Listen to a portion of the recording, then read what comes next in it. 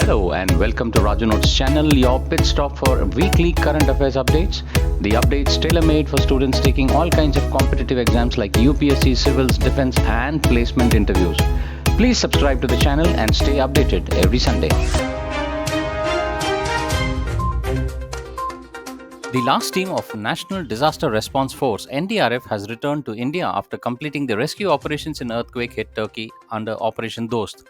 External Affairs Ministry spokesperson Arindam Bagchi in a tweet said that 3 teams of NDRF personnel and a dog squad extended assistance to the earthquake-affected Turkey. The teams executed search and rescue along with relief operations including life detection in 35 work sites of Nurangdi and Antakya of Turkey. As part of military-to-military exchange program between the Indian Army and Uzbekistan Army, the 4th edition of biannual training exercise Dustlik 2023 will be conducted from this Monday till 5th March 2023 in Pithoragarh, Uttarakhand. The Indian contingent will be represented by 14th Battalion, the Garhwal Rifles, part of the Western Command in the bilateral exercise. The Uzbekistan Army will be represented by troops of the northwestern military districts of Uzbekistan Army. This joint exercise is aimed at enhancing military capabilities to understand multi-domain operations in a sub-conventional scenario under United Nations mandate.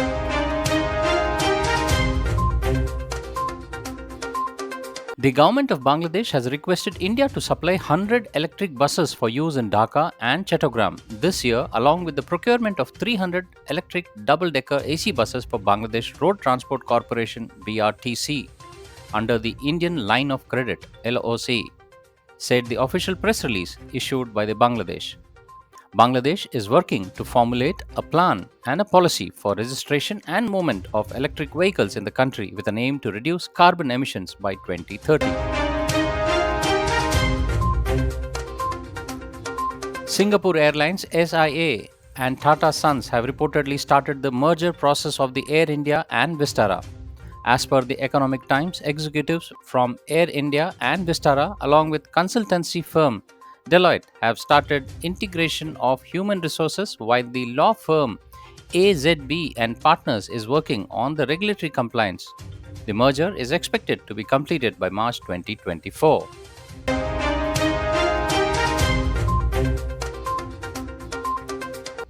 NASA's Ingenuity helicopter completed its 43rd flight on Mars on February 16th. The helicopter traveled 390 meters across the Martian surface for 146 seconds at a maximum altitude of 12 meters.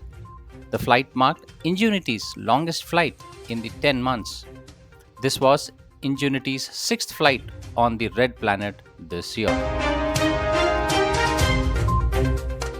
India's Unified Payment Interface (UPI) and Singapore PayNow have linked and enabled cross-border payments.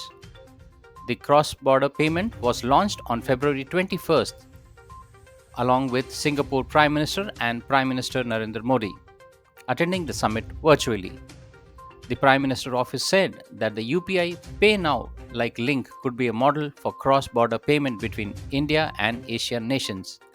As of now, India is working along with 10 more countries to extend the India's Unified Payment Interface.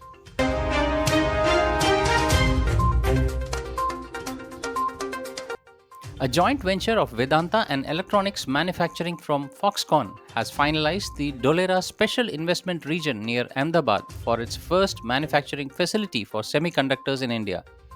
In the biggest ever corporate investment in independent India's history, the companies in September 2022 signed a memorandum of understanding with the government of Gujarat to invest 1,54,000 crores to set up the plant in Gujarat.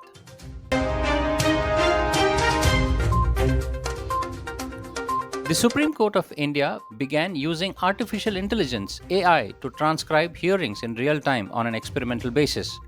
This will not just help the lawyers but will also help law college analysis as to how the arguments are made, the Chief Justice of India D.Y. Chandrachud said.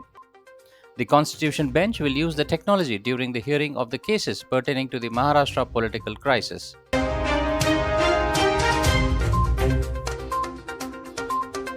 Ladakh made to the Guinness World Records after it hosted the world's highest frozen lake half marathon at Pengong So.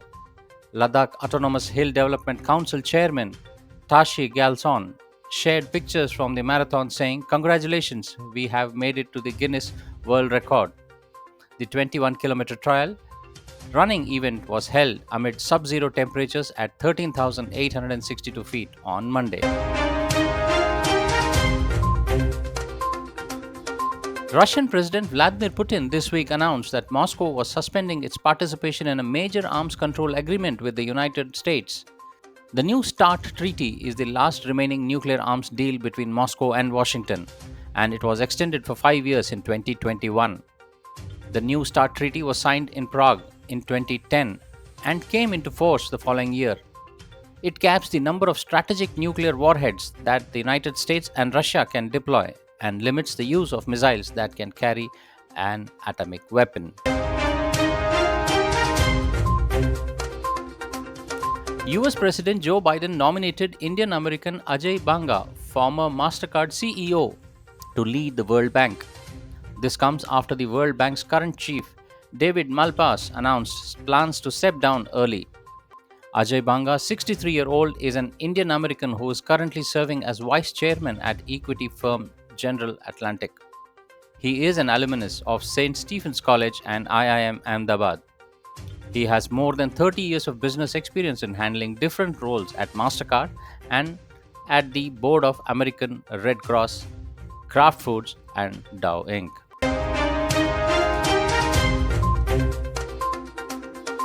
Israel on Thursday confirmed that Oman has decided to open its airspace to Israeli civilian planes.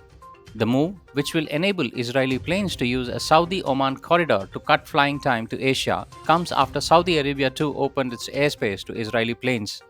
Notably, both Oman and Saudi Arabia don't have diplomatic ties with Israel.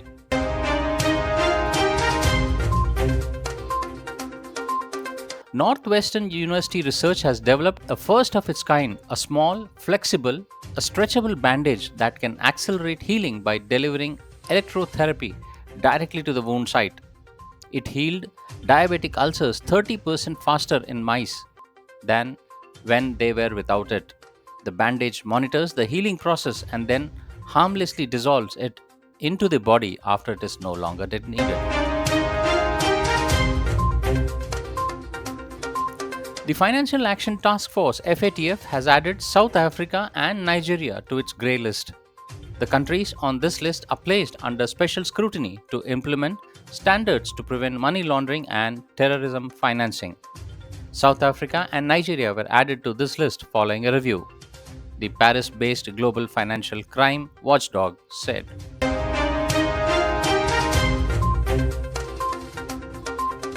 After George Soros said that Modi is silent on Adani, but he will have to answer the questions from foreign investors, External Affairs Minister S. Jaishankar called the billionaire old, rich, opinionated, and dangerous.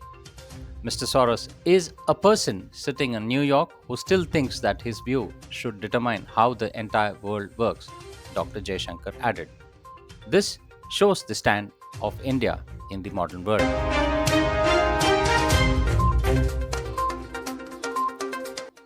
Prime Minister Narendra Modi on Saturday met German Chancellor Olaf Scholz, who is on a 2-day visit to India, and attended the latter's ceremonial reception at the Rashtrapati Bhavan. We will discuss intensely the topics relevant for the development of our countries and for peace in the world, Scholz said. This is Scholz's first visit to India after becoming German Chancellor.